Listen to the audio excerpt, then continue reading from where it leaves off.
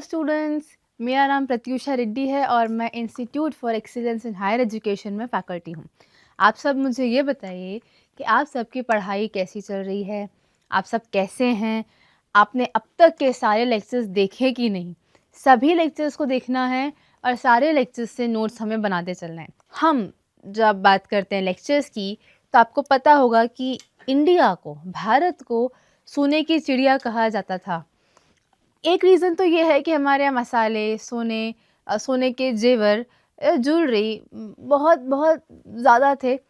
इसके साथ-साथ हम एक चीज़ में और अमीर थे और वो थे हमारे वैल्यूज़, हमारे संस्कार। हमारे वेद कई सालों पहले लिखे गए, उपनिषद हमारे कई सालों पहले लिखे गए जो दुनिया में कितनी चीज़ों के इंट्रोडक्शन के लिए ज़रूरी हुए। एक हमारे वेदों से ही बहुत चीज़ें निकली और हमारे वेदों ने ही दुनिया को, कहते हैं ना, हमारे वेदों ने, हमारे उपनिषद ने दुनिया को संस्कार सिखाए। योगा दुनिया को भारत ने दिया है ना? तो हमने हमारे वेद, उपनिषद, हमारे ग्रंथ, हमारी लर्निंग्स, हमारी बुक्स के हेल्प से दुनिया को बहुत कुछ सिखाया है। इसी कॉन्सेप्ट से निकला एक वर्ड संस्कार। जानते हैं, हम हमारे संस्कृति के लिए जाने जाते हैं। इंडिया को इनक्रेडिबल कहा जाता है। इंडिया को इनक्रेडिबल कहा जाता है। क्यों? क्योंकि यहाँ बहुत विविधता है। कहते हैं ना, बहुत वेरिएशंस हैं, बहुत वैरायटी है। हमारे यहाँ बहुत सारे लैंग्वेजेस हैं, बहुत सारे कल्चर्स हैं, बहुत सारी डिशेस हैं, बहुत सारे फेस्टिवल्स हैं, बहुत सी वेरिएशंस हैं। तो हमारे संस्कार कैसे हमारे लिए फ्रूटफुल हैं, तो हम सभी को पता है। हमारे यहाँ बुक्स हैं, होली बुक्स, गीता, भगवद गीता जिसे हम कहते हैं, बाइबल, कुरान, ये सभी किताबों ने हमें जीना सिखाया है। इन किताबों को पढ़ने के बाद हमारा अप्रोच ज़िंदगी के प्रति बदल जाता है ना? सो यही वाला कॉन्सेप्ट क्यों ना बिज़नेस वर्ल्ड में यूज़ हो, ये हमारे एक्सपर्ट्स ने सोचा और यहीं से निकला कॉन्सेप्ट इंडियन ईथोस। तो स्टूडेंट्स, इंडियन ईथोस का मतलब होता है कैसे हमारे संस्कार से निकले हुए लर्निंग्स, हमारे वेदों से निकली हुई लर्निंग्स का यूज़ हम करते हैं बिज़नेस वर्ल्ड में। और इसके अलावा बिज़नेस वर्ल्ड जो कि बहुत ज़्यादा अप्स एंड डाउन दिखता है, बहुत चेंजेस होते हैं बिज़नेस वर्ल्ड में। तो कैसे इतने ups and downs, conflicts, positive, negative, loss, growth, success में बैलेंसिंग कैसे की जाए, ये वाला कॉन्सेप्ट हमें बताते हैं आपके स्टेबल ऑर्गेनाइजेशन का कॉन्सेप्ट। तो स्टूडेंट्स, हम आज इस लेक्चर में ये दो टॉपिक कवर करने वाले हैं। हम समझेंगे इंडियन ईथोस के बारे में और साथ ही जानेंगे स्टेबल ऑर्गेनाइजेशन के बारे में। तो स्टूडेंट्स, इंडियन ईथोस का meaning, aspect, implementation, principles, pathways, role, teachings, history, relevance, application, ये सारे कॉन्सेप्ट्स हम कवर करने वाले हैं। जी हाँ, और साथ ही स्टेबल ऑर्गेनाइजेशन के मीनिंग से लेके प्रैक्टिसेस तक, चैलेंजेस तक, स्ट्रैटेजीज तक, सब कुछ इस लेक्चर में हम कवर करेंगे। तो स्टार्टिंग टू एंड बने रहिएगा, नोट्स लिखते चलिएगा और इम्पॉर्टेंटली सीखते रहिएगा। चलिए शुरू करते हैं। सो इंडियन ईथोस, नाम से ही पता चल रहा है इंडियन है, मतलब इंडिया का दिया हुआ कॉन्सेप्ट है। हमारे होली बुक्स से निकले हुए कॉन्सेप्ट्स, हमारे वेद, हमारे जो ग्रंथ लिखे गए, हमारे जो इतने एक्सपर्ट्स हुए, हमारे इतने लर्नेड लोग हुए जिन्होंने वेद लिखे, ऋषियों ने, मुनियों ने जब वेद लिखे, इसमें ऋषियों ने, मुनियों ने दुनिया की हर समस्या का सॉल्यूशन लिखा और कैसे हर समस्या को सॉल्व करना है वो चीज़ भी सिखाई। कहते हैं ना, होली बुक्स पढ़ने से हमें जीने का सलीका आ जाता है। तो जब यही पूरा कॉन्सेप्ट हम यूज़ करते हैं बिजनेस वर्ल्ड में, ये कॉन्सेप्ट क्या कहलाता है? Indian ethos. स्क्रीन पे आपको डेफिनेशन दिख रही होगी, एक बार रीड कीजिए मेरे साथ। Indian ethos in retail management refers to application of traditional Indian values and principles in retail industry. ठीक है, ट्रेडिशनल इंडियन वैल्यूज का मतलब honesty, integrity, social responsibility, consumer centricity, truth, love, ये सारी वैल्यूज़ हम जब रिटेल मैनेजमेंट में apply करें, ये कॉन्सेप्ट क्या बन गया? Indian ethos in retail management. अब इंडियन ईथोस का मतलब हमने समझ लिया कि हमें बिज़नेस तो करना है, बिज़नेस करना है मतलब प्रॉफ़िट के लिए करना है, प्रॉफ़िट मार्जिन भी हमें अर्न करना है, लेकिन हमें इस बात का भी ध्यान रखना है कि हम हमारा प्रॉफ़िट बनाने के लिए किसी के साथ चीटिंग ना करें। हम एथिकली मूव करें, ऑनेस्टली सभी को साथ लेके हम ग्रो करें, किसी को चीटिंग करके हमें, किसी के साथ धोखा करके हमें अपना बिज़नेस नहीं बनाना है, ठीक है? जानते हैं ना हमारे यहाँ पाप पुण्य का बहुत कॉन्सेप्ट है, स्वर्ग, अच्छा काम करने से स्वर्ग मिलता है, बुरा काम करने से नर्क जाना पड़ता है। अच्छा काम करो, किसी की मदद करो, किसी को खुश करो तो पाप मिलता है। I sorry, team this needs to be cut. यदि हम अच्छा काम करें, किसी की मदद करें, किसी को खुश रखें तो हमें पुण्य मिलता है। वही हम यदि किसी के साथ धोखा करें, किसी के साथ गलत करें, किसी को हर्ट करें, किसी को तकलीफ़ दें तो हमें पाप लगता है। तो हमारे यहाँ बचपन से ही हमें दादी, नानी, मम्मी-पापा सब टीचर्स हमारे में सिखाते हैं कि हमें कैसे डिसिप्लिन में रहना है, अच्छा काम करना है, पूजा करना है, भगवान को थैंक यू बोलना है, ग्रैटिट्यूड हमें सिखाते हैं। मोरल वैल्यूज़, मोरल एजुकेशन की क्लास तो हम सबने ही करी है बचपन में। ये सारी चीज़ें सिर्फ़ किताबों तक सीमित नहीं रहीं कभी भी। इन्हें रियल लाइफ में इम्प्लीमेंट किया जाना चाहिए। तो यही वाला कॉन्सेप्ट जब रिटेल मैनेजमेंट में हम फॉलो करते हैं, मतलब हम सामान बना के बेच रहे हैं, राइट? तो हमें कंज्यूमर को कैसे सेटिस्फाई करना है धोखा दिए बिना, जब उसे पता नहीं है तब भी हम उसके साथ अच्छा करें। ये पूरा का पूरा कॉन्सेप्ट हो गया इंडियन ईथोस। तो इंडियन ईथोस की बात हम जब करें तो हमें कुछ बातों का ध्यान रखना चाहिए। नंबर 1, धर्म। निर्माता को पता होना चाहिए, एज़ अ बिज़नेसमैन हमें ये पता होना चाहिए कि हमारा धर्म क्या है, क्या सही, धर्म का मतलब क्या है, क्या सही है, क्या गलत, इसकी पहचान हमें होनी चाहिए। हमें किसी के भी साथ चीटिंग नहीं करना है, फ्रॉड नहीं करना है, स्कैम नहीं करना है, किसी का पैसा लेके भागना नहीं है, पैसा ज़्यादा लेके सामान कम नहीं देना है, हमें सभी को सैटिस्फाई करना है, किसी की एब्सेंस में भी हमें किसी के बारे में अच्छा ही सोचना है, धोखा नहीं करना है अल्टीमेटली। तो बिज़नेसमैन होने के नाते हमें ये पता होना चाहिए कि क्या सही है और क्या गलत है, और जो गलत है वो हमें नहीं करना है, भले ही उससे हमारा कितना भी फ़ायदा हो रहा हो, और जो सही है वही करना है क्योंकि ये धर्म है।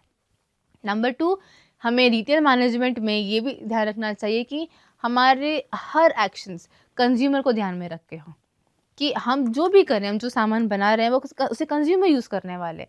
तो हमारे सामान बनाने से कंज्यूमर को नुकसान नहीं होना चाहिए।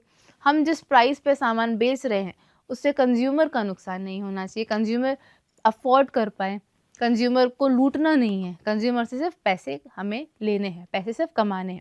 इसके अलावा हमारे आपस में, हमारी कंपनी में एम्प्लॉइज़ आपस में रहें, साथ में मिल-जुल कर रहें, एक साथ काम करें, एक-दूसरे के लिए जिएँ, मदद करते हुए एक-दूसरे की हम आगे बढ़ें। और इंडियन ईथोस हमें ये भी सिखाते हैं कि कैसे हमें सोसाइटी का भी ध्यान रखना चाहिए, क्योंकि हम जो सामान बना रहे हैं, उसका रॉ मटेरियल तो हमें सोसाइटी दे रही है। हम सबने पढ़े हैं factors of production, land, labour, capital, enterprise, ये सारी चीज़ें तो हमें सोसाइटी ही देती है। तो बदले में हमारा भी तो दायित्व बनता है ना कि हम सोसाइटी को कुछ वापस दें। So concept of social responsibility, corporate social responsibility, CSR, ये कॉन्सेप्ट भी इंडियन ईथोस से कहीं न कहीं मैच करता है। हमें डिसिप्लिन में रह के काम करना चाहिए, मेहनत करनी चाहिए, अपनी मेहनत के दम पे आगे बढ़ना है, चीटिंग करके नहीं, ठीक है? और होलिस्टिक अप्रोच मतलब सभी के बारे में सोचते हुए चलना है। हमारे अलावा हमारे बिज़नेस में बहुत सारे लोग जुड़े होते हैं, कंज्यूमर्स, इन्वेस्टर्स, शेयर होल्डर्स हमारे, या फिर आप ऐसे मानिए हमारे साथ बिज़नेस में हमारे अलावा और भी लोग जुड़े होते हैं। Consumers, investors, government, creditors, suppliers, employees, हमारे कॉम्पिटिटर्स, हमें सबके बारे में सोचते हुए चलना चाहिए। और मैं ये नहीं कह रही हूँ, और इंडियन ईथोस भी ये नहीं कहते कि हमें इतना अच्छा होना है कि हम खुद का नुकसान करें, बिल्कुल भी नहीं। हमें प्रॉफ़िट तो बनाना है, हमें पैसे भी कमाने हैं, बस पैसे कमाने के तरीके अच्छे हों। इंडियन ईथोस ये कहते हैं, सब धर्म हो, हम सब धर्म को निभाएँ, हम सब सही गलत की पहचान करना सीखें, और जो सही है उसी तरीके से हम पैसे कमाएँ।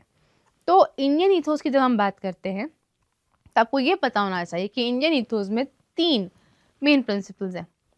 नंबर 1, आत्मान मोक्षर्थम जगत हिते च, ठीक है? ध्यान से देखिए, स्क्रीन पे लिखा है आत्मान मोक्षर्थम जगत हिते च, मतलब इंडियन ईथोस में ये क्लियरली लिखा हुआ है कि हम जो भी काम करें वो सिर्फ हमारी ही ग्रोथ तक सीमित ना हो।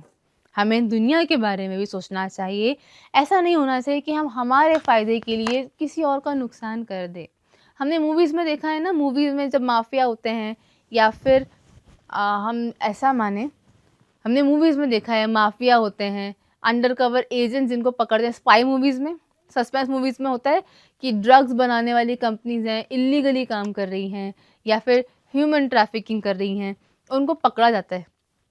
यदि आपने मूवी जवान देखी है तो उसमें भी यही दिखाया गया कि कैसे अपने फ़ायदे के लिए करोड़ों लोगों की जान रिस्क पर डाल दी जाती है। तो इसको इंडियन ईथोस गलत मानते हैं और गलत है भी, क्योंकि हमारे 100 करोड़ अपने 100 करोड़ कमाने के लिए हम किसी की जान नहीं ले सकते। तो सबसे पहला प्रिंसिपल इंडियन ईथोस का ये है कि हमें हमारी ग्रोथ मेक श्योर करना चाहिए। बिल्कुल भी नहीं कहा जा रहा है कि आप ग्रोथ मत करो। आप बिल्कुल ग्रो कीजिए, लेकिन आपकी ग्रोथ का तरीका किसी के नुकसान से कंपनसेट ना हो। ठीक है? नंबर 2, जिसके लिए भारत पहचाना जाता है, वसुधैव कुटुंबकम, मतलब हम सब भाई-बहन हैं, हम सब परिवार हैं और परिवार में कभी कोई किसी का नुकसान नहीं करता। अब परिवार में किसी एक के साथ भी कुछ गलत हो तो दूसरे को तकलीफ होती है, और परिवार में किसी एक के साथ कुछ अच्छा हो तो पूरा परिवार सेलिब्रेट करता है ना? तो हमें भी इस कॉन्सेप्ट को हमारी कंपनी में, अपनी कंपनी में फॉलो करना चाहिए कि हमारी कंपनी के सारे एम्प्लॉयज़ एक हैं, हम सब एक हैं, एक फैमिली है और हम सब एक दूसरे की मदद करते हुए आगे बढ़ेंगे। तीसरा प्रिंसिपल जो इंडियन ईथोस फॉलो करने के लिए कहते हैं वो ये है कर्मयोग, मतलब कर्म, काम कीजिए। भगवत गीता ने भी सिखाया है, कर्म किए जा फल की चिंता मत कर। सिंपल, आप अपना काम बिल्कुल श्रद्धा लगन से कीजिए। ये मत सोचिए कि इसका रिजल्ट क्या होगा, इससे आपका क्या फ़ायदा होगा। यदि काम अच्छा है, यदि काम सही है तो बिल्कुल कीजिए। यदि आपके काम करने से किसी का फ़ायदा हो रहा है, भले ही आपको कुछ नहीं मिल रहा है बट किसी का फ़ायदा हो रहा है, तो वो काम डेफ़िनेटली आपको करना चाहिए। तो इन 3 प्रिंसिपल्स के साथ चलिए शुरू करते हैं इंडियन ईथोस के बारे में। पहली स्लाइड, इंडियन ईथोस, देखिए स्क्रीन पे लिखा है डेफिनेशन। इंडियन ईथोस, ये ईथोस का मतलब शास्त्र है ना। शास्त्र, कैसे आपको शास्त्र सही गलत की पहचान करना सिखाते हैं, सही को निभाना सिखाते हैं, गलत से दूर रहना सिखाते हैं, पाप और पुण्य का कॉन्सेप्ट बताते हैं, स्वर्ग और नर्क का कॉन्सेप्ट बताते हैं, non violence, kindness, yoga, love, इन सभी के बारे में, इवन रिस्पेक्ट, कल्चर्ड बिहेवियर ना, इन सब के बारे में इंडियन ईथोस हमें सिखाते हैं। और इंडियन ईथोस का यूज़, नैतिकता की हम बात करें, संस्कार की हम बात करें, वैल्यूज़ की हम बात करें, ये सारी चीज़ें हमें हमारे बिजनेस में फॉलो करनी चाहिए। तो इंडियन ईथोस में अब बात ये आती है कि यदि मैं ही आपसे पूछूं आपके फेवरेट इंडस्ट्रियलिस्ट, आप में से कई लोग रतन टाटा जी का नाम लेंगे, सर रतन टाटा का नाम लेंगे, क्योंकि वो भी इंडस्ट्रियलिस्ट हैं, बहुत नाम कमाया है दुनिया में, बिल्कुल टाटा कंपनी को पहुंचाया है। लेकिन वहाँ तक पहुँचने का उनका रास्ता अच्छा था। हमें गर्व होता है कि ऐसे महान व्यक्ति हमारे यहाँ थे, अभी भी हैं।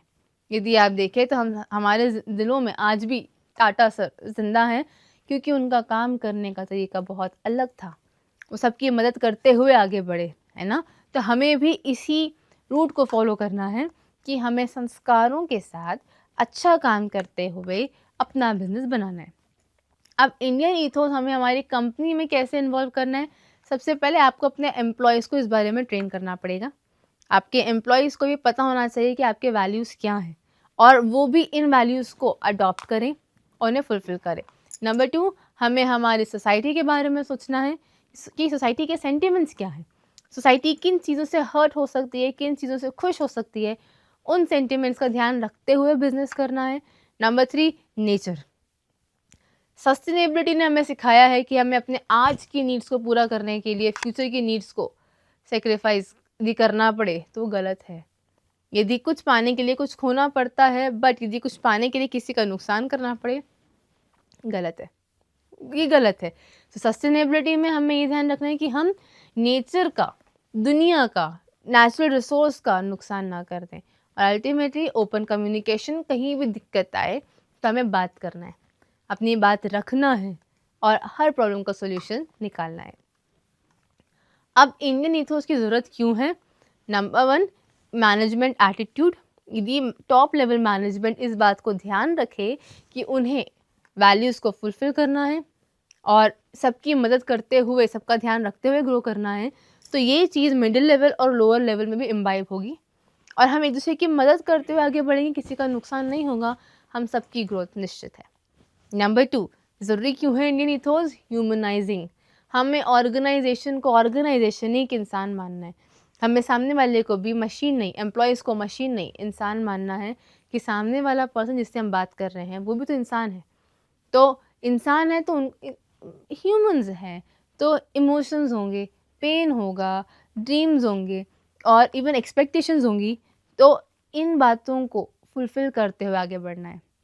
इसके बाद जैसे आप सबने कंपनीज़ में पढ़ा है ना, company is an artificial person. Company को लॉ ही क्रिएट करता है और लॉ ही डिस्ट्रॉय, लेकिन लॉ भी कंपनी को एक इंसान मान के इतने राइट्स देता है जो बेसिक एक इंसान को दिए जाना चाहिए। जैसे एक सील मिलती है कंपनी को, राइट मिलता है टू हैव प्रॉपर्टी। तो हमारे संस्कार, हमारे वेदों ने भी यही सिखाया है कि सभी को अपना मानो, सभी को इंसान, इवन जानवरों में भी लाइफ होती है, प्लांट्स में लाइफ होती है ना? तो इनको समझते हुए जो बेसहारा है उनकी मदद करते हुए हमें आगे बढ़ना है, ये कॉन्सेप्ट है ईथोस का। तो हमें ये चीज़ यहाँ भी सिखानी है हमारे कंपनीज़ में एम्प्लॉयज़ को कि कैसे वैल्यूज़ को फॉलो करते हुए भी ग्रोथ किया जा सकता है। अब इंटीरियराइजिंग मैनेजमेंट का मतलब क्या होता है? हमें हमारे कंपनी में खुद ही ये चीज़ सिखानी पड़ेगी। हम ये बिल्कुल एक्सपेक्ट नहीं कर सकते, करना भी नहीं चाहिए कि हम गलत काम करें बट हमारे एम्प्लॉय सही काम करें नहीं। जो हम चाह रहे हैं कि हमारे एम्प्लॉयज़ फॉलो करें वो खुद हमें भी फॉलो करना है। वैल्यूज़, सेल्फ इंट्रोस्पेक्शन, अपने बारे में जानिए। आपको क्या पसंद है, क्या नापसंद है, कब आपको गुस्सा आता है, कब आपको बहुत खुशी होती है, आप किसी की मदद कर पाते हैं कि नहीं कर पाते हैं, आप किसी पे भरोसा कर पाते हैं कि नहीं कर पाते हैं। तो self study, self analysis, self criticism, self confidence, self motivation, self talk. खुद से बात कीजिए, खुद को जानिए। जब आप इंटरनली अंदर से अच्छा फील करते हैं तब आप ऑब्वियसली पॉजिटिविटी हर जगह स्प्रेड कर सकते हैं और अपने ऑरा को इतना पॉजिटिव बनाइए कि आप जिस रूम में जाएं वहाँ सब पॉजिटिव हो जाए। इसके अलावा ब्रेन स्टीलिंग का मतलब होता है कि अपने दिमाग में से अननेसेसरी टेंशन को दूर किया जाए। स्ट्रेस, ओवरथिंकिंग, डिप्रेशन, सैडनेस, इन सब से खुद को जितना दूर रखेंगे उतना अच्छा है। और भागने से दूरी नहीं होती, सॉल्व करने से दूरी होती है। तो अपने एम्प्लॉयज़ को ये सिखाइए, उनसे बात कीजिए, टाइम टू टाइम अपनी कंपनी में ऐसे गेम्स या वर्कशॉप्स या इवेंट्स ऑर्गेनाइज कीजिए कि वो रिलैक्स फील करें और उनके दिमाग से बर्डन कम हो। और ज़रूरत पड़ने पर स्टेपिंग बैक, ज़रूरत पड़ने पर कुछ टाइम के लिए काम से ब्रेक लेने में कोई बुराई नहीं है। कुछ टाइम तक ब्रेक लेके देन भागना है, देन कवर करना है, क्योंकि काम करने में मज़ा आना चाहिए, आपको भी, आपके एम्प्लॉयज़ को भी। तब भी आप अपना बेस्ट दे पाएँगे और जब आप अपना बेस्ट दे पाएँगे, नो डाउट आपके कंज्यूमर्स आपसे खुश होंगे। सो इंडियन ईथोस की यदि अपन बात करें तो इंडियन ईथोस एक्चुअली क्या है? प्रिंसिपल्स हैं, कॉन्सेप्ट्स हैं जो कहाँ से डिराइव्ड हैं?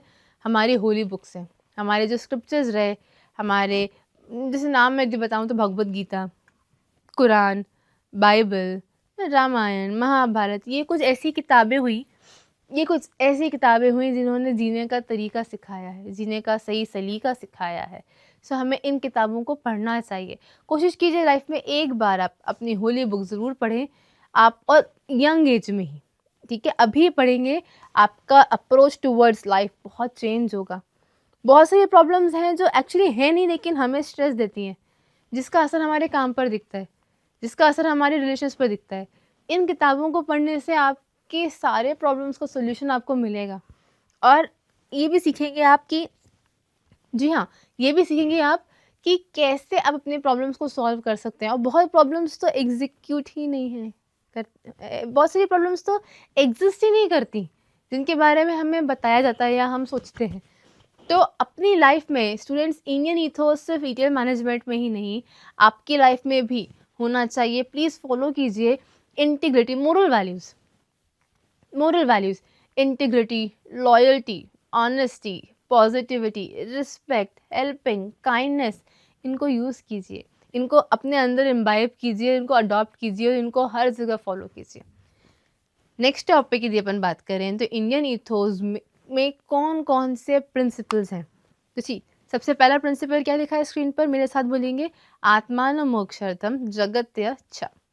अभी पढ़ा अपन ने, आत्मान मोक्षर्थम जगत्य च, मतलब हमारे साथ साथ जगत का भी हित होना चाहिए। हमें हमारे काम से तरक्की तो करनी है, लेकिन किसी का नुकसान नहीं। हमें ये भी मेक श्योर करना चाहिए कि हमारे काम से हम अपना ग्रोथ भी देखें और साथ साथ दुनिया का भी ग्रोथ हो। स्टूडेंट, सेकेंड प्रिंसिपल जो आपको स्क्रीन पर दिख रहा है वो ये है, आर्चेद न मनभ्यम, मतलब हमारे मन में किसी के भी प्रति गलत भावना नहीं होना चाहिए और हमें सिर्फ दिखावा नहीं कर रहा है, हमें जेन्युइनली किसी भी पर्सन की रिस्पेक्ट करनी चाहिए और किसी की हेल्प करनी चाहिए। किसी की ही नहीं, सबकी हेल्प, इवन उन लोगों की भी जो हमारी मदद नहीं कर सकते हैं, जो बेसहारा है, उनकी भी मदद हमें करनी चाहिए। सो हमारा मन अच्छा होना चाहिए, हमारे इंटेंशन अच्छे होना चाहिए। थर्ड प्रिंसिपल, आत्मन विंद्यते वीर्यम, मतलब हम सभी में भगवान हैं, तो हमें जैसे भगवान की पूजा करते हैं, भगवान की इज्जत करते हैं, भगवान की पूजा करते हैं, ऐसी हमें हर एक शख्स की रिस्पेक्ट करनी चाहिए। साथ ही हमें ग्रैटिट्यूड डेवलप होना चाहिए कि हमें जो भी चीज़ें मिली हैं हमें थैंकफुल होना चाहिए। स्टूडेंट्स, जैसे आपको अभी सारे लेक्चर्स मिल रहे हैं, इतने अच्छे लेक्चर्स, इतने अच्छे प्रोफेसर्स ने पढ़ाए हैं, यू शुड बी थैंकफुल कि आपको इतने प्यारे लेक्चर्स मिल रहे हैं, सबको नहीं मिलते हैं।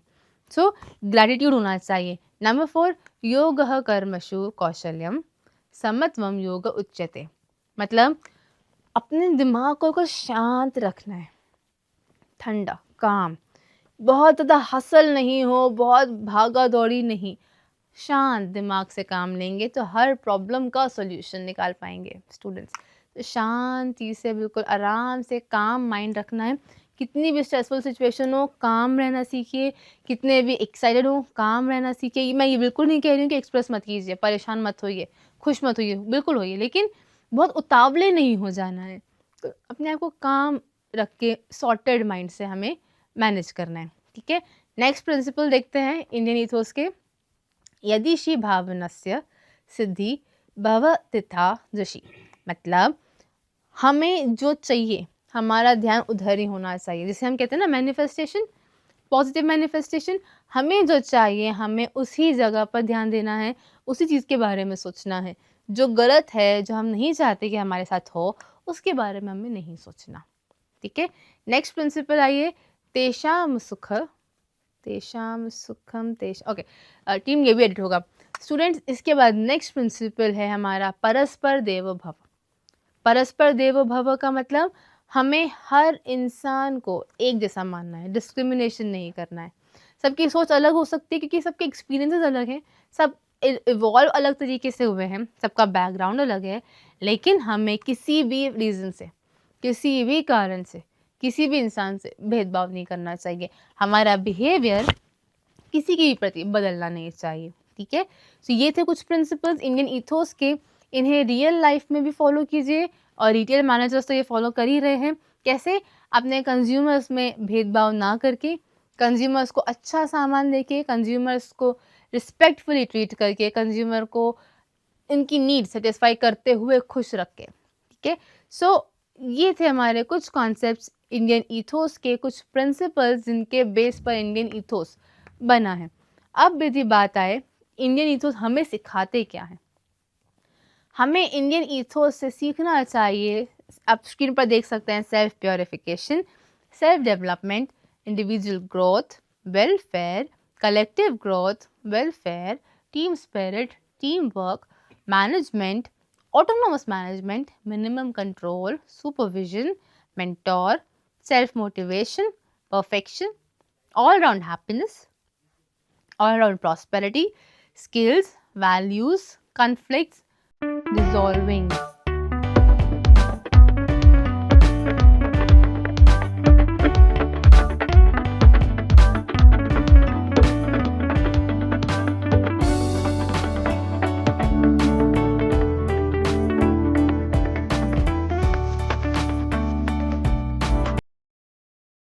जी हाँ स्टूडेंट्स, आप यदि इंडियन ईथोस में कह रही हूँ ना, यदि आपने ये ग्रंथ पढ़ लिए, हमारी होली बुक्स पढ़ ली, आपका approach towards life, towards people, towards studies, towards career, towards God, towards education, towards money, everything change हो जाएगा, आपका परसेप्शन, आपका सोचने का तरीका, आपका नज़रिया बिल्कुल बदल जाएगा।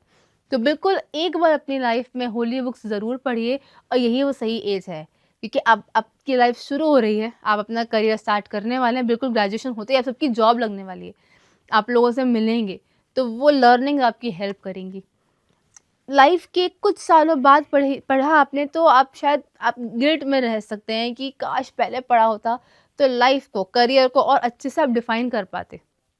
तो मेरा पर्सनल सजेशन है कि इंडियन इथोस आपको कॉन्सेप्ट है भी रिटेल मैनेजमेंट में, तो ग्रंथ ज़रूर पढ़िए। और इंडियन इथोस क्या होते हैं, ग्रंथों में जो लिखा है, हमारे स्क्रिप्चर्स में, होली बुक्स में जो लिखा है, उसको रियल लाइफ में, रियल मैनेजमेंट में, रिटेल मैनेजमेंट में फॉलो करना। सो हमें इंडियन इथोस क्या सिखाते हैं, अपने बारे में जानना, कैसे अपने आप को समझना है, और कैसे अपनी ग्रोथ पर काम करना है, कैसे अपने साथ साथ हमारे दोस्तों की, फैमिली की, फ्रेंड्स की, कंपनी की, दुनिया की ग्रोथ भी मेक श्योर करना है, कैसे साथ में काम करना है और साथ में काम करते हुए ग्रो करना है, कैसे अपने इमोशंस को कंट्रोल करना है, कैसे दूसरों पे कंट्रोल करके बिना इंसल्ट किए काम करवाना है, कैसे किसी की मदद करना है, कैसे किसी के लिए मेंटोर का काम करना है, कैसे खुद को परफेक्ट बनाना है, कैसे खुद की और दूसरों की, औरों की हैप्पीनेस मेक श्योर करना है, और यदि कोई प्रॉब्लम आए तो उन्हें सॉल्व कैसे करना है। इंडियन ईथोस से हम ये भी सीखते हैं कि कैसे अपने बारे में जानना है। हमें हमारे बारे में सब कुछ पता होना चाहिए, और हमें हमारे बारे में नहीं पता होता है। तो बैठिए, कुछ देर शांति से बैठा कीजिए और समझिए कि आप किसी सिचुएशन में कैसे रिएक्ट करते हैं, और ऐसा रिएक्ट कर सकते थे क्या? क्या आप कभी बहुत बुरा फ़ील करते थे कि आपको नहीं फ़ील करना चाहिए, लेकिन आपको बुरा लग रहा है? तो आपको क्या चीज़ें तकलीफ़ देती हैं? कौन-सी बातें आपको खुश रखती हैं? अपने बारे में जानिए, समझिए, अकॉर्डिंगली इम्प्रूव कीजिए। देन हमें इथोस ये भी सिखाते हैं कि कैसे हम में इंसानियत होना चाहिए, ट्रस्ट डेवलपमेंट। स्क्रीन पर आपके नाम है, एक बार देखिए। Know one self, purification of mind, humanity, mutual trust, self introspection, intuition, value oriented service, spirit of sacrifice, unity in diversity, peace, team spirit, self realization, cooperation, self management, happiness and living in less means। कम में ज़्यादा खुश रहने की आदत डालिए, है ना। कहते हैं ना, minimum is maximum, less is more. जितना है उतने में संतुष्ट होना सीखिए, उसके लिए ग्रेटफुल फील करना सीखिए। इंडियन ईथोस हमें क्या सिखाते हैं ये तो जान लिया, लेकिन इंडियन ईथोस को फॉलो करने से मैनेजमेंट को, कंपनीज को क्या फ़ायदा होता है, आइए जानते हैं। यदि इंडियन ईथोस को फॉलो किया जाए, ईथोस को फॉलो करती हैं कंपनीज, तो वो अपने कंज्यूमर्स के साथ, अपने सप्लायर्स, अपने इन्वेस्टर्स, गवर्नमेंट, कॉम्पिटिटर्स, सबके साथ एक अच्छा नेटवर्क इस्टेब्लिश कर पाते हैं। अच्छा नेटवर्क इस्टेब्लिश करने का फ़ायदा उनको ये मिलता है कि कभी उन्हें ज़रूरत हो तो उन्हें मदद करने के लिए बहुत सारे हेल्पिंग हैंड्स मिल जाते हैं। और जब कोई कंपनी कल्चर्ड होती है, तो कंपनी की गुडविल बहुत ज़्यादा बनती है, कंपनी पे लोग ट्रस्ट करते हैं, और कंपनी के कंज्यूमर्स बहुत लॉयल रहते हैं। मैनेजमेंट ईथोस को जब फॉलो करते हैं, तो मैनेजमेंट अपने कंज्यूमर्स के अलावा अपने एम्प्लॉयज़ को भी इतना स्पेस देते हैं कि उनके एम्प्लॉयज़ अपनी बात फ्रीली रख पाएँ। जिन्हें कोई दिक्कत हो तो वो मैनेजमेंट से बात कर पाए। सेल्फ मोटिवेशन और सेल्फ डेवलपमेंट पर कंपनीज काम करती हैं, जिससे गोल बहुत जल्दी सेटिस्फाई होते हैं, गोल्स बहुत जल्दी अचीव होते हैं, और जो गोल्स अचीव ना हो पाएँ तो उन प्रॉब्लम्स को भी टैकल ईजीली किया जाता है। कॉर्पोरेट सोशल रिस्पॉन्सिबिलिटी फुलफिल कर पाती है कंपनी, जिससे कंपनी सोसाइटी में रहते हुए एक अपना इम्पॉर्टेंट कंट्रीब्यूशन दे पाती है, और कंपनी को लाइफ लॉन्ग, लंबे टाइम तक याद रखा जाता है। हमारे जो वेद रहे, उपनिषद, हमारे यहाँ की होली बुक्स जैसे कि भगवद गीता, रामायण, महाभारत, बाइबल, कुरान, अर्थशास्त्र, इन सभी से हमें लाइफ के बेसिक्स सीखने को मिले। सो यदि ये लाइफ के बेसिक्स हैं, तो इन्हें फॉलो करके यदि एक इंसान महान हो सकता है, तो एक कंपनी क्यों नहीं। सर अब तक कितना टाइम हो गया? 30 मिनट्स। तो हमारे एंशंट जो स्क्रिप्चर्स रहे, इन सभी को पढ़ के हम बहुत ग्रो कर सकते हैं, और हम किसी का नुकसान किए बिना ग्रो करें तो हम लाइफ की रेस जीत जाते हैं। तो इंडियन ईथोस को कंपनीज़ को भी फॉलो करना चाहिए। इंडियन ईथोस से हमें क्या सीखने को मिलता है, ये सब हमने समझ लिया। अब सवाल ये आता है कि इंडियन ईथोस आए कहाँ से? ये अभी के कॉन्सेप्ट्स हैं क्या? नहीं। इंडियन ईथोस का मतलब हमारे वेदों में जो संस्कार की बात की गई है, जो लर्निंग्स की बात की गई है, उसको रियल लाइफ में यूज़ करना। और हमारे वेद तो करोड़ों साल पहले लिखे गए, हमारे स्क्रिप्चर्स करोड़ों साल पहले लिखे गए हैं। जी हाँ, तो हमारे जो स्क्रिप्चर्स में लिखा है, हमारी बुक्स में जो लर्निंग्स लिखी हैं, उसको, उन वैल्यूज़ को, उन बिलीव्स को पढ़कर फॉलो करना, और खुद ही नहीं, आसपास के लोगों से भी फॉलो करवाना, वो बहुत ज़रूरी है। सो इंडियन इथोस की हिस्ट्री ये कहती है कि हमारे जब वेद लिखे गए, वेदों में, शास्त्रों में दुनिया की हर समस्या का समाधान है, हर समस्या का, और उन समस्याओं को कैसे फेस करना है और साथ ही लाइफ कैसे जी जाती है, इन सभी के बारे में हमें सिखाया जाता है। तो हमारे जो इंडियन इथोस है, इनका ओरिजिनेशन बहुत पहले से है। हमारे वेद, उपनिषद, किताबें जैसे भगवद गीता, रामायण, महाभारत, ये सारी होली बुक्स ही फाउंडेशन है, इन्हीं से इंडियन इथोस निकले हैं।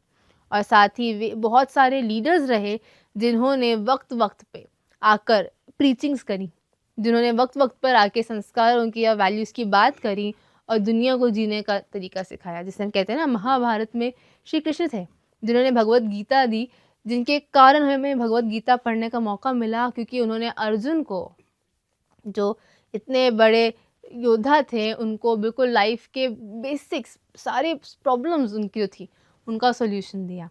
तो इंडियन इथोस की हिस्ट्री बहुत इंटरेस्टिंग है और बहुत सालों से इंडियन इथोस यहाँ पर है।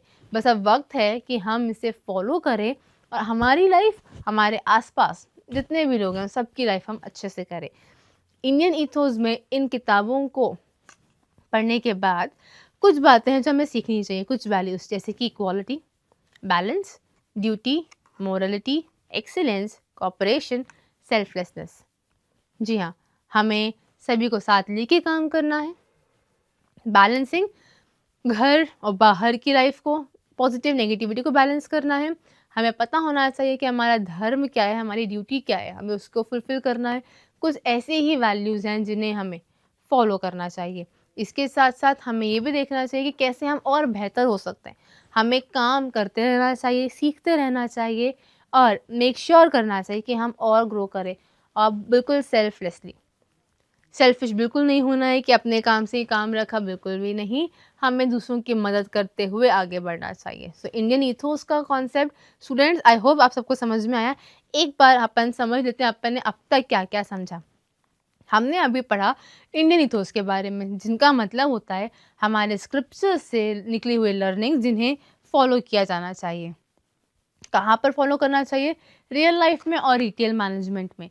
सो कैसे ये हो रहा है, अभी अपन ने समझ लिया। हमने इंडियन इथोस के meaning, history, relevance, principles, role, importance, सब कुछ समझ लिया। अब बात आती है एक और कॉन्सेप्ट की। जी हाँ स्टूडेंट्स, आज इस लेक्चर में हम 2 कॉन्सेप्ट्स कवर करेंगे। स्टेबल ऑर्गेनाइजेशन का कॉन्सेप्ट।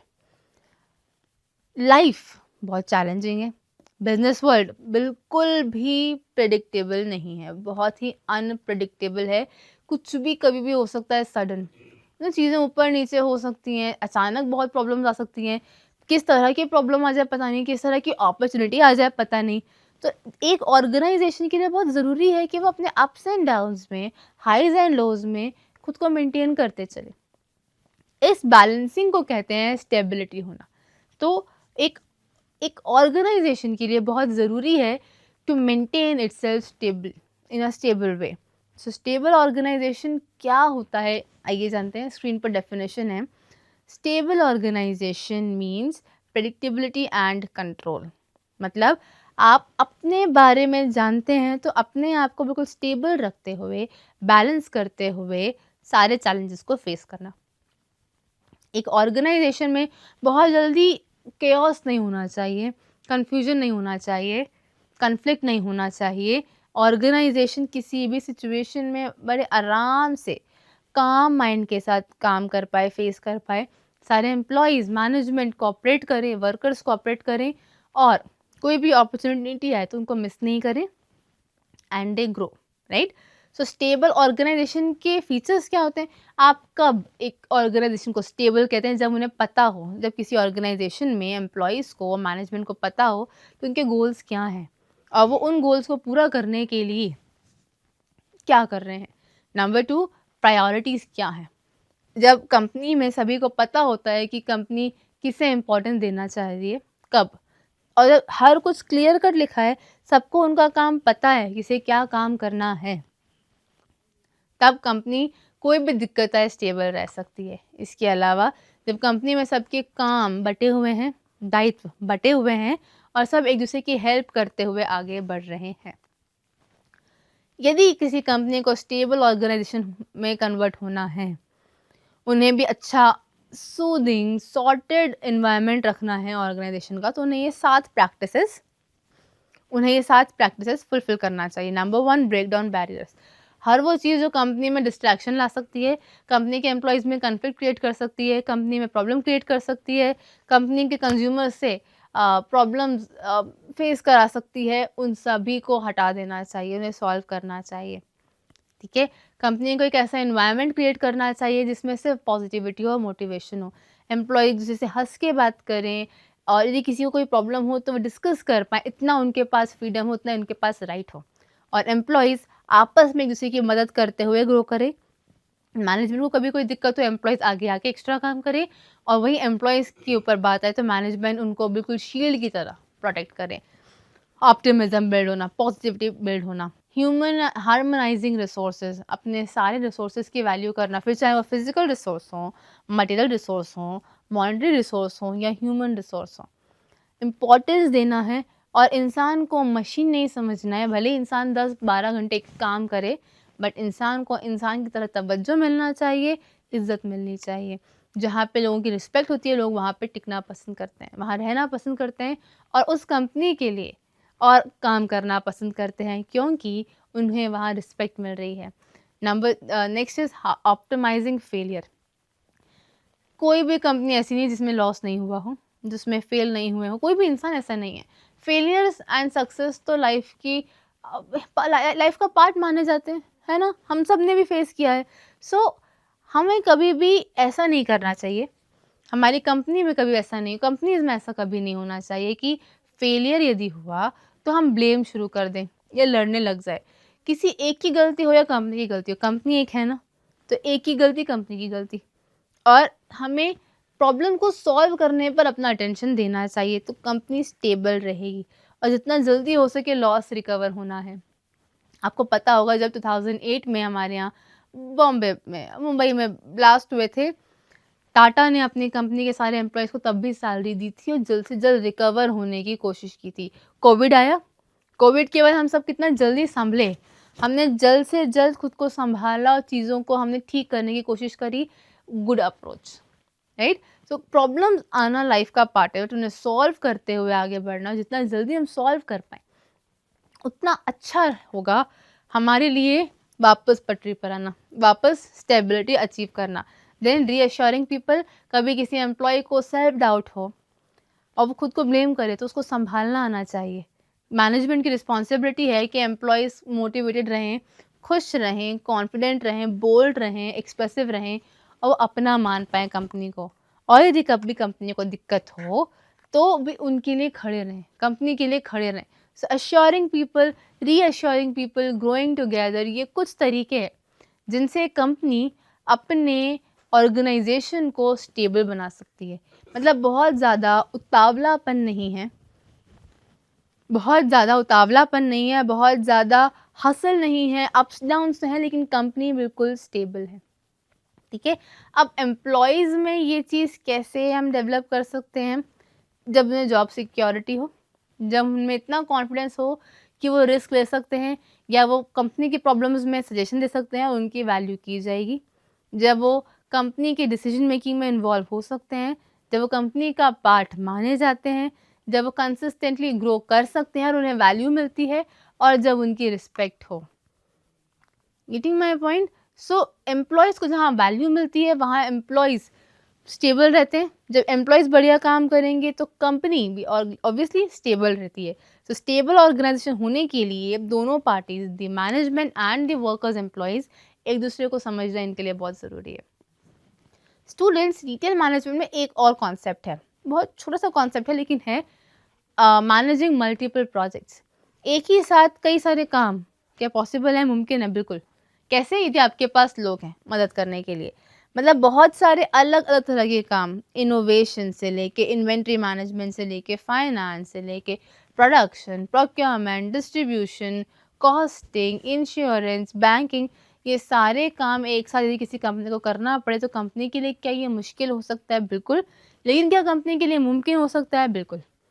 कंपनी को इसके लिए सिर्फ टीम चाहिए। तो मैनेजिंग मल्टीपल प्रोजेक्ट्स पॉसिबल है, टीम चाहिए। अब टीम के लिए फिर वही बात, कंपनी को प्रायोरिटाइज करना पड़ेगा कि कंपनी एक टाइम पे बहुत सारे काम कर रही है, बट सबसे ज़्यादा इम्पोर्टेंट कौन सा काम है, कि कौन से काम को किस एम्प्लॉय को सौंपना है, ये कंपनी को पता होना चाहिए। एम्प्लॉय के पास रिसोर्सेज होना, रिसोर्स अलोकेशन के बाद ही आप एम्प्लॉय से एक्सपेक्ट कर सकते हैं कि वो काम करें। हर चीज़ की प्लानिंग हो प्रॉपर्ली, हर प्रोजेक्ट की प्लानिंग होगी, कैसे प्रोजेक्ट एग्जीक्यूट होंगे, चैलेंज को कैसे फेस करना है, प्लानिंग हो, सब कोऑपरेट करते हुए, कोलैबोरेट करते हुए काम करें। और टाइम टू टाइम ट्रैक होना चाहिए कि हमारा परफॉर्मेंस सेटिस्फाई है कि नहीं, सेटिस्फैक्ट्री है कि नहीं, हम और कहाँ इम्प्रूव कर सकते हैं। और हमारी कंपनी के जो स्टेक होल्डर्स हैं, आप जानते हैं स्टेक होल्डर्स कौन होते हैं? हर वो इंसान जो हमारी कंपनी के एग्जिस्टेंस में इंटरेस्टेड है, consumers, competitors, investors, clients, suppliers, employees, management, ये सभी हमारे स्टेक होल्डर्स होते हैं। तो हमें स्टेक होल्डर्स के बारे में भी सोचते हुए चलना है। अब बात ये आती है कि एक साथ बहुत सारे प्रोजेक्ट्स देखना हो तो दिक्कतें तो आएंगी ही, क्योंकि यदि हमें पता हो कि दिक्कतें कौन सी होंगी तो हमारे लिए बहुत ईजी हो जाता है इनको सॉल्व करना, राइट। सो हमें पता होना चाहिए कि हमारी प्रायोरिटीज़ क्या होंगी, इतने प्रोजेक्ट्स में कौन सा प्रोजेक्ट बहुत इंपॉर्टेंट है, कौन सा प्रोजेक्ट हम होल्ड कर सकते हैं, प्रोजेक्ट का कंप्लीशन कब तक होना है, डेडलाइन क्या है। प्लस हमें ये पता होना चाहिए एज अ कंपनी कि हमारे पास रिसोर्सेज कौन कौन से हैं, राइट। रिसोर्सेज नहीं है तो उन्हें कैसे अरेंज करना है, और अरेंज नहीं हो पाए तो क्या सोल्यूशन है। हमें फ्लक्चुएशंस के बारे में पता होना चाहिए कि कंज्यूमर डिमांड सीज़न के हिसाब से, टाइम के हिसाब से, फेस्टिवल के हिसाब से कब कब फ्लक्चुएट होती है, और जो भी चेंजेस हैं इन्हें हम अडॉप्ट कर पाएँ। अब ये काम करने के लिए हमारे पास सॉफ्टवेयर्स होना चाहिए, कम्युनिकेशन होना चाहिए, हम मीटिंग करते रहें, हमारे एम्प्लॉयज़ से बात करते रहें, और काम जितना हो सके डेलीगेट करें, सभी लोगों को इन्वॉल्व करें। ज़्यादा से ज़्यादा लोग इन्वॉल्व होंगे तो बहुत ईज़ी हो जाएगा हमारे लिए कि हम कोई भी प्रॉब्लम को सॉल्व कर पाएँ, ठीक है। अब ये काम कैसे करना है, कुछ प्रॉब्लम्स हैं जो एक ही साथ बहुत सारे प्रोजेक्ट्स हैंडल करते वक्त हमें फेस करने पड़ते हैं। तो आइए उन प्रॉब्लम्स को समझते हैं और उनका सॉल्यूशन समझते हैं। तो यदि एक ही साथ बहुत सारे प्रोजेक्ट्स आप हैंडल कर रहे हैं तो बहुत मुश्किल होता है कि एक ही टाइम पे सारे प्रोजेक्ट्स को आप टाइम दे पाएँ। तो हर प्रोजेक्ट के लिए आपको अलग अलग रिप्रेजेंटेटिव हायर करना चाहिए जो आपके प्रोजेक्ट्स को मैनेज भी करे, एग्जीक्यूट भी करे, पॉसिबल प्लानिंग भी कर ले, और मेक श्योर करे कि प्रोजेक्ट सक्सेसफुल है। सेकेंड प्रॉब्लम जो आता है वो ये है कि हम मल्टीपल प्रोजेक्ट्स हैंडल तो कर रहे हैं, लेकिन क्या हम उतने अच्छे से हैंडल कर पा रहे हैं जितना एफिशिएंटली हमें करना चाहिए। सो इसका भी सोल्यूशन है। जी हाँ, जी हाँ, इसका भी सोल्यूशन है कि हमारे सारे प्रोजेक्ट्स के लिए अलग अलग एम्प्लॉयज़ की टीम बनाई जाए, कमिटीज़ बनाई जाए, क्लब्स बनाए जाएँ, और सबके रोल्स, जॉब्स क्लियरली डिफाइंड हो। क्योंकि यदि क्लियरली डिफाइन होंगे तो सब अपना काम टाइमली कर पाएंगे, राइट। अब टाइमली जब एग्जीक्यूशन ऑफ वर्क हो रहा है तो डेडलाइन भी आप आराम से मीट कर जाएंगे। देन एक प्रॉब्लम ये आता है कि प्रोजेक्ट्स आपके लिए तो इम्पोर्टेंट है, आपकी टीम के लिए हैं कि नहीं। सो रिमेंबर, आपकी टीम के लिए भी आपके प्रोजेक्ट्स इक्वली इम्पोर्टेंट होंगे। यदि आप अपनी टीम को अपना हिस्सा मान रहे हैं, अपने एम्प्लॉयज़ को अपनी टीम का हिस्सा मान रहे हैं, तो वो भी आगे आके आपके लिए काम करेंगे। देन इसके बाद बात ये आती है कि हमारे प्रोजेक्ट्स में यदि कोई प्रॉब्लम आए, हमारे प्रोजेक्ट्स में अगर कोई प्रॉब्लम आए तो उन्हें सॉल्व कैसे करना है। सो कम्युनिकेशन, याद रखिए जहाँ भी प्रॉब्लम आए और सॉल्यूशन चाहिए हो, communication is the first step.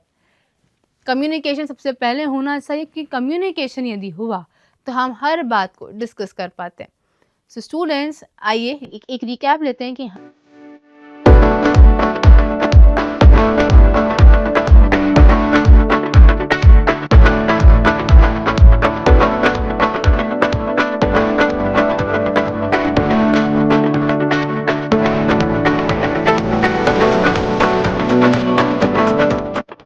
हमने आज के लेक्चर में क्या-क्या देखा? हमने इंडियन इथोस के meaning, aspects, implementation, principles, pathways, role, teachings, history, relevance, application, ये सब कुछ समझा। साथ ही हमने ये भी कवर किया कि स्टेबल ऑर्गेनाइजेशन क्या होता है, मीनिंग, प्रैक्टिसेस, चैलेंजेस, स्ट्रैटेजीज कैसे हम एग्जीक्यूट कर सकते हैं। सो आई रियली होप आपको ये लेक्चर समझ आया होगा। आई रियली होप कि आप इंडियन इथोस फॉलो करेंगे और हमारी जो होली बुक्स हैं इनको आप पढ़ेंगे और साथ ही स्टेबल ऑर्गेनाइजेशन के कॉन्सेप्ट को भी आप समझ चुके हैं। With this I take your leave. Thank you so much.